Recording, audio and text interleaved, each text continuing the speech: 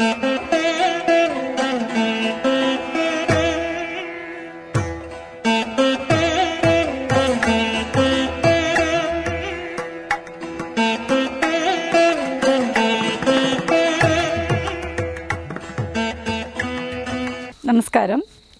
നമുക്ക് സുപരിചിതമായിട്ടുള്ള ഒരു കണ്ണാടിയാണല്ലോ ആറന്മുള കണ്ണാടി. ആറന്മുള കണ്ണാടി പോലെ തന്നെ അത്രയും സവിശേഷതയും പാരമ്പര്യവും കാത്തുസൂക്ഷിക്കുന്ന അതേപോലെ തന്നെ ഉള്ളൊരു കണ്ണാടിയുണ്ട്, അടക്കപ്പുത്തൂർ കണ്ണാടി. പാലക്കാട് ജില്ലയിലെ അടക്കപ്പുത്തൂർ എന്ന സ്ഥലത്താണ് ഈ കണ്ണാടി നിർമ്മിക്കുന്നത്. കണ്ണാടിയെക്കുറിച്ച് കൂടുതൽ അറിവുകൾ നമുക്ക് പകർന്നു തരുന്നത് ശ്രീ കൃഷ്ണകുമാർ അടക്കപ്പുത്തൂർ.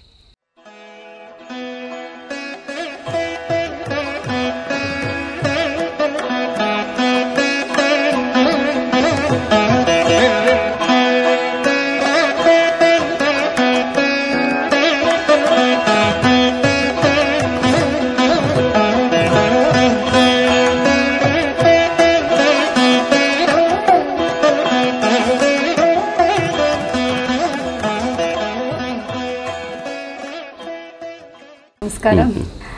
ആറന്മുള കണ്ണാടി സുപരിചിതമാണല്ലോ. അടക്കപ്പുത്തൂർ കണ്ണാടിയെ കുറിച്ച് നമ്മൾ അത്രയും കേൾവി കേട്ടിട്ടില്ല. അതിനെ പറ്റിയിട്ട് നമുക്കൊന്ന് പറഞ്ഞു തരാമോ?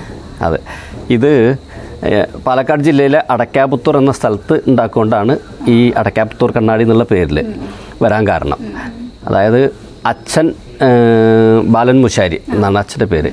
ഞങ്ങൾ കിണ്ടി വിളക്ക് ഇങ്ങനെയുള്ള ഓട്ടുപാത്രങ്ങളൊക്കെ ചെയ്യുന്ന മുശാരി സമുദായക്കാരാണ്. അപ്പോൾ അങ്ങനെ അത് വർക്ക് ചെയ്തുകൊണ്ടിരിക്കുന്ന കാലത്ത് അച്ഛൻ്റെ ഒരു സുഹൃത്തും വഴികാട്ടിയൊക്കെ ആയിട്ടുള്ള ഒരു കുന്നത്തുമനക്കൽ രാമൻ നമ്പൂതിരി ഉണ്ടായിരുന്നു.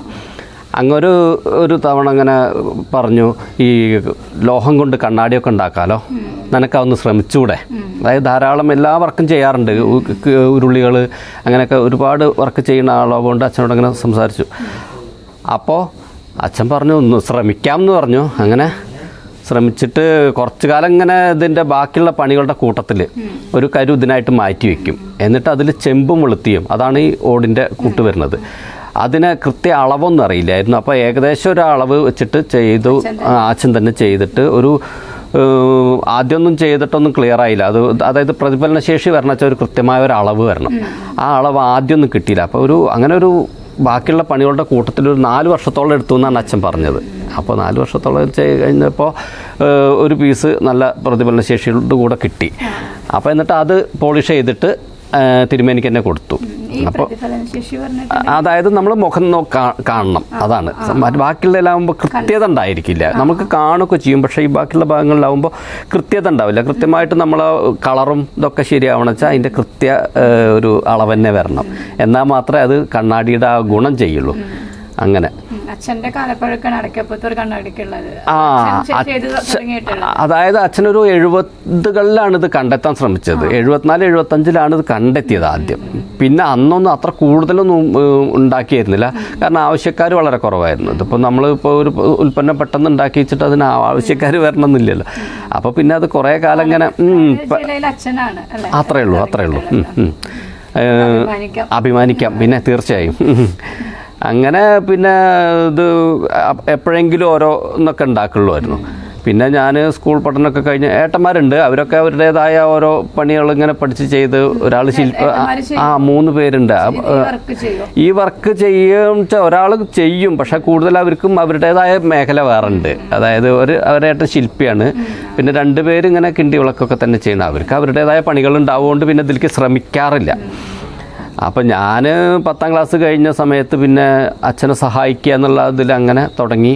പിന്നെ അന്നൊന്നും കൂടുതലൊന്നും ആവശ്യക്കാരുണ്ടായിരുന്നില്ല വെച്ചാലും ഇടയ്ക്ക് ഓരോ കണ്ണാടിയൊക്കെ ഉണ്ടാക്കും. പിന്നെ അപ്പോൾ കണ്ണാടിയിൽ കൂടുതൽ താല്പര്യം, അപ്പോൾ അതിലേക്ക് മാത്രം കൂടുതൽ ശ്രദ്ധിക്കാൻ തുടങ്ങി. അങ്ങനെ പിന്നെ ഇപ്പം ഒരു 10-20 വർഷമായിട്ട് മുഴുവൻ സമയം കണ്ണാടി തന്നെ.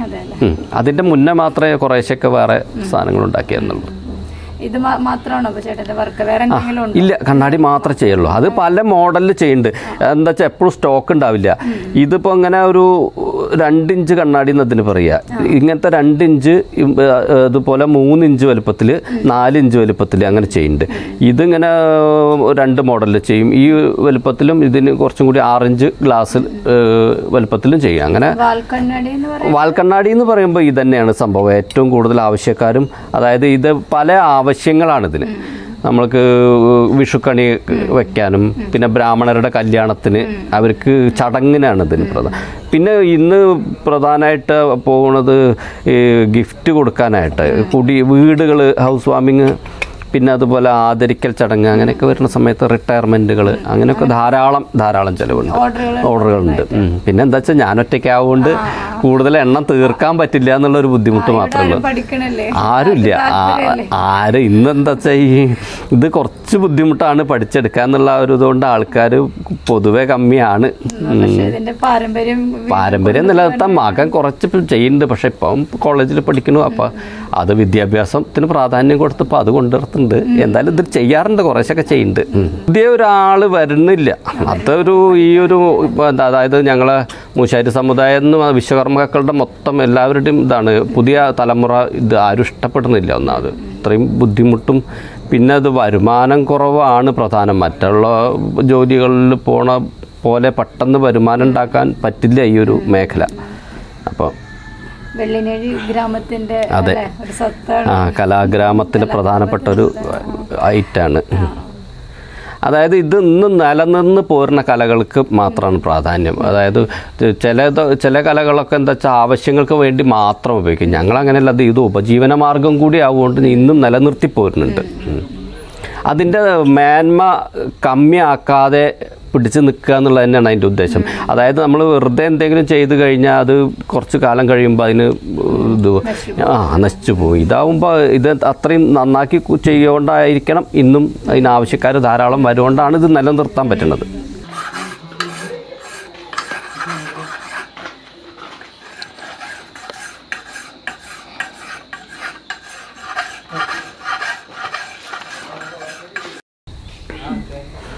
ചേട്ടാ, ഇതിന്റെ നിർമ്മാണ രീതി ഒന്ന് പറഞ്ഞു തരാമോ? ഇതിന്റെ ഇതെങ്ങനെ നിർമ്മിക്കുന്നത് വെച്ചാൽ, അതായത് ആദ്യം നമ്മളിതിൽ മണ്ണിലാണ് ഇതൊക്കെ ചെയ്യണത്. മണ്ണിൽ മെഴുകൊണ്ട് നമുക്ക് ആവശ്യമായ രൂപം മെഴുകൊണ്ട് ചെയ്യണം. ഈ മെഴുകൊണ്ട് ചെയ്തിട്ട് നമ്മൾ മണ്ണല്ല, കളിമണ്ണ്, അതുപോലെ ഈ പഴയ കാലത്ത് ഉപയോഗിച്ചിരുന്ന മാറോട്, അതായത് പണ്ട് കാലത്ത് പരമയ ഉപയോഗിച്ചിരുന്ന മാറോട് അത് കുത്തിപ്പൊടിച്ചിട്ട് ആ പൊടിയും അതിൽ കളിമണ്ണും പിന്നെ കുറച്ച് ചകിരി ചേർക്കുക. അതിൽ ഈ മറ്റേ വായു സമ്പർക്കം കിട്ടാൻ വേണ്ടിയിട്ട് കുറച്ച് ചകിരിയൊക്കെ ചേർത്തിട്ട് മണ്ണുണ്ടാക്കിയിട്ട് അതുകൊണ്ടാണ് ഇതിൻ്റെ കരുവിനുള്ള ആദ്യ ഭാഗങ്ങൾ ചെയ്യുക. എന്നിട്ട് അങ്ങനെ ചെയ്തിട്ട് അതിന് നമുക്ക് ആവശ്യം വേണ്ട സാധനം മെഴുകൊണ്ട് ചെയ്തിട്ട് അതിനെ പൊതിഞ്ഞിട്ട് കരുവാക്കി മാറ്റും. എന്നിട്ട് മെഴുകിനെ മണ്ണുകൊണ്ട് പൊതിഞ്ഞിട്ട് കരുവാക്കി മാറ്റും. എന്നിട്ട് ആ കരുവിൻ്റെ ഉണക്കിയതിന് ശേഷം ചൂടാക്കിയിട്ട് ഉള്ളിലുള്ള മെഴുകിനെ ഉരുക്കിയെടുക്കും. ചൂടാക്കി കഴിഞ്ഞാൽ ഒരു ഭാഗത്ത് കൂടെ ഉരുക്കിപ്പോരും. ആ ഭാഗത്തേക്ക് നമ്മൾ ഈ ലോഹം ഒഴുക്കിയാണ്. അപ്പോൾ ഇത് വേറെ സംഭവങ്ങളാണ്, വേറെ പീസാണ്. ഇതിങ്ങനെ ഒരു ഫ്രെയിമാണ്. അപ്പോൾ ഈ ഫ്രെയിം ഇങ്ങനെ ചെയ്യുന്നു. ഇതാണ് ഇതിൻ്റെ ഏറ്റവും പ്രധാനപ്പെട്ട ഭാഗം, ഇതിൻ്റെ കണ്ണാടിയാണ്. ഇതാണ് ഇതിൻ്റെ എല്ലാവർക്കും ചെയ്യാൻ പറ്റാത്തൊരു ഇത്. പീഠവും ഫ്രെയിമുകളും ഒരുവിധം എല്ലാവരും നമ്മൾ കിണ്ടി വിളക്കൊക്കെ ചെയ്യുന്ന ആർക്കും ചെയ്യാവുന്നതേ ഉള്ളൂ. പക്ഷേ ഈ കണ്ണാടിയുടെ ഒരു പ്രത്യേക കൂട്ടാണ്, അത് അളവ് പ്രത്യേകമാണ്. കോപ്പറും അതായത് ചെമ്പും വെളുത്തിയും അത് തന്നെ ഒരു പ്രത്യേക അളവിൽ ചെയ്യുന്നതാണ്. അപ്പോൾ അത് ആ കൃത്യ അളവ് വന്നാൽ മാത്രമേ നമുക്ക് ഇത്രയും കൃത്യമായിട്ടുള്ള പ്രതിഫലന ശേഷി വരുള്ളൂ. ആ കളറ് എല്ലാം ശരിയാവണം. അപ്പോൾ അങ്ങനെ ഉള്ള ഒരു ഇതാണ് ഇത്. എങ്ങനെ ഇതിൻ്റെ കണ്ണാടീനെ നമുക്ക് പെട്ടെന്ന് തിരിച്ചറിയുക പറഞ്ഞു കഴിഞ്ഞാൽ, നമുക്കിതങ്ങനെ ഫ്രെയിം ചെയ്ത് കഴിഞ്ഞാൽ പിന്നെ നമുക്കിതിനെ വേറെ കാണിച്ചു കൊടുക്കാൻ പറ്റില്ലല്ലോ.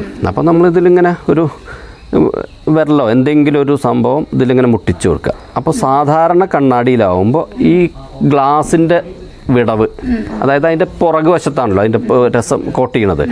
അപ്പോൾ അതുകൊണ്ട് ആ ഗ്ലാസിൻ്റെ വിടവ് പ്രതിബിംബം തമ്മിൽ ഒരു ഗ്യാപ്പ് ഉണ്ടായിരിക്കും. ഇതാവുമ്പോൾ അതുണ്ടാവില്ല, അത് ഈ പ്രതിബിംബം മുട്ടിയിരിക്കും. അങ്ങനെയാണ് ഇത് തിരിച്ചറിയാൻ കഴിയുക. ഒറിജിനലാണ്. അതെ. ഈ ഇപ്പോൾ ഓടിൻ്റെ ഇത് വ്യാളിമുഖ കണ്ണാടി എന്നുള്ള പേരിലാണ് ഞാൻ അറിയണത്, ഞാൻ കൊടുക്കണത്. അതായത് ഈ ഓവൽ ഷേപ്പ് കണ്ണാടിയിൽ വ്യാളിമുഖം വെച്ചിട്ടും മയിൽ വെച്ചിട്ടും അങ്ങനെ പല ഡിസൈൻ ചെയ്യുക. അപ്പോൾ ഓരോരുത്തർ ആവശ്യക്കാർക്ക് വേണ്ടിയിട്ട് വ്യാളിമുഖ കണ്ണാടി അങ്ങനെ ചെയ്യും. പിന്നെ ഇത് വാൽക്കണ്ണാടി എന്നുള്ള പേരിൽ തന്നെ അറിയപ്പെടുന്നത്. ഇത് വാൽക്കണ്ണാടി രൂപത്തിൽ ഏത് വലിപ്പത്തിൽ വേണമെന്ന് മാത്രം ചെയ്യാറുള്ളൂ. അങ്ങനെ മയിലിൻ്റെ വെക്കുമ്പോൾ മയിൽ കണ്ണാടിയായി, വ്യാളിമുഖാകുമ്പോൾ വ്യാളിമുഖ കണ്ണാടി, അങ്ങനെയാണ് ചെയ്യുന്നത്.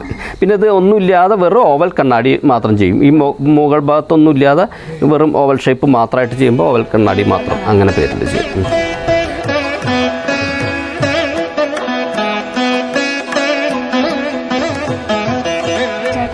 പാലക്കാട് ജില്ലയിൽ ചേട്ടൻ മാത്രമാണല്ലോ ഈ കണ്ണാടി നിർമ്മിക്കുന്നത്. അപ്പോൾ ചേട്ടന് എന്തെങ്കിലും അംഗീകാരങ്ങൾ, പുരസ്കാരങ്ങൾ അതൊക്കെ ലഭിച്ചിട്ടുണ്ടോ?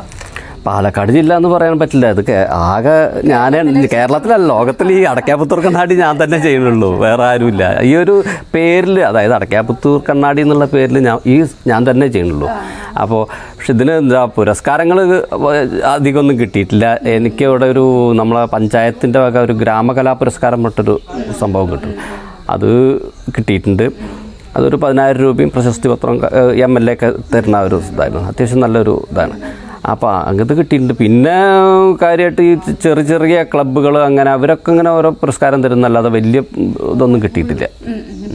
ഞാൻ അവാർഡിനൊക്കെ കൊടുത്തിരിക്കുന്നു, പക്ഷെ അതൊന്നും കൊടുത്തിരുന്നു, അതൊന്നും അങ്ങോട്ട് കൃത്യമായിട്ട് എത്തിയില്ല, വേണ്ട രീതിയിൽ കിട്ടിയില്ല. ഫാമിലിയിൽ ഭാര്യ, പിന്നെ ഒരു മകൻ ഇത് ചെയ്യാറുണ്ട്.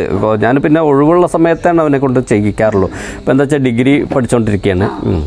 അപ്പോൾ അവൻ ചെയ്യും, നന്നായിട്ട് ചെയ്യുന്നുണ്ട്. പക്ഷേ പിന്നെ എന്താ വെച്ചാൽ കുറച്ച് നേരം ഇത് അടങ്ങിയിരിക്കണം, എന്നാലാണ് ഇത് കൂടുതൽ, അതിന് കൂടുതൽ സമയം വേണം. അതാണ് അങ്ങനെ അങ്ങനെ ചെയ്യാൻ ഞാൻ പകർന്നു കൊടുക്കാനൊക്കെ താല്പര്യമുണ്ട്. ഞാൻ കുറേ പേരോട് പറയുകയൊക്കെ ചെയ്തിരുന്നു. പക്ഷെ എന്താ വെച്ചാൽ ഇന്ന് ആരും വരുന്നില്ല. ഇന്നേ വരെ ഒരാളൊന്നും വന്നിട്ടുമില്ല. അപ്പോൾ പിന്നെ നമ്മളിപ്പോൾ അതായത് പിന്നെ വേറെ എന്താ വെച്ചാൽ ഒരു 4 പേരെ 5 പേരെ പഠിപ്പിക്കുക എന്ന് പറയുമ്പോൾ എൻ്റെ സ്വന്തം ചിലവിലാകുമ്പോൾ അത് വലിയ ബുദ്ധിമുട്ടായിരിക്കും. കാരണം ഇതിൻ്റെ ലോഹങ്ങളൊക്കെ പറഞ്ഞു കഴിഞ്ഞാൽ ഈയത്തിനൊക്കെ ഇന്നിപ്പോൾ 4,800 രൂപയാണ് ഒരു കിലോ ഈയത്തിന് വില വരുന്നത്. അപ്പോൾ അങ്ങനെ ഈയവും ചെമ്പും ഒക്കെ സാധനങ്ങളൊക്കെ മേടിച്ചിട്ട് നമ്മൾ ഈ പഠിക്കാനായിട്ട് ഇവർക്ക് ഇങ്ങനെ ഇട്ട് കൊടുത്തു കഴിഞ്ഞാൽ നമുക്കൊരു കാര്യം, ഗവൺമെൻറ്റിൻ്റെ ഭാഗത്തൊന്നും അല്ല അങ്ങനെ എന്തെങ്കിലും കിട്ടുകയാണെങ്കിൽ, അല്ല ഞാൻ ശ്രമിച്ചു, കുറേ 2-3 സംഘടനകളൊക്കെ ഉണ്ടായിരുന്നു, അവരൊക്കെ ചെയ്ത് നോക്കാൻ പറഞ്ഞു വാങ്ങുക. പക്ഷെ അവരൊന്നും അങ്ങനെ വേണ്ട രീതിയിലായില്ല. അപ്പോൾ എനിക്ക് താല്പര്യമൊക്കെ ഉണ്ടായിരുന്നു, അങ്ങനെ കുറച്ച് പേരെ 10 പേരെങ്കിലും പഠിപ്പിക്കണം എന്ന് താല്പര്യമൊക്കെ ഉണ്ടായിരുന്നു. നമ്മുടെ ഈ ചാനൽ കാണുമ്പോൾ താല്പര്യമുള്ളവർ അത് പഠിക്കാതെ ഒരിക്കലും ഇത് ഈ കല നശിച്ചു പോകരുത്.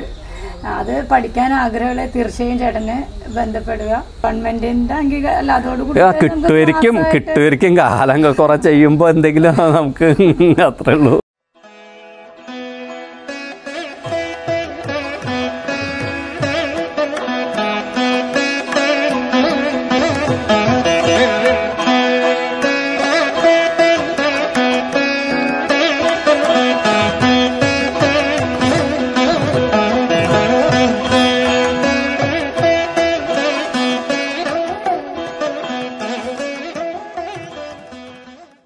ഇത്രയും നേരം നമുക്ക് വേണ്ടി സഹകരിച്ചതിന് വളരെയധികം നന്ദി. ഇത്രയും നല്ലൊരു അറിവ് നമുക്ക് തന്നതിന് സന്തോഷം.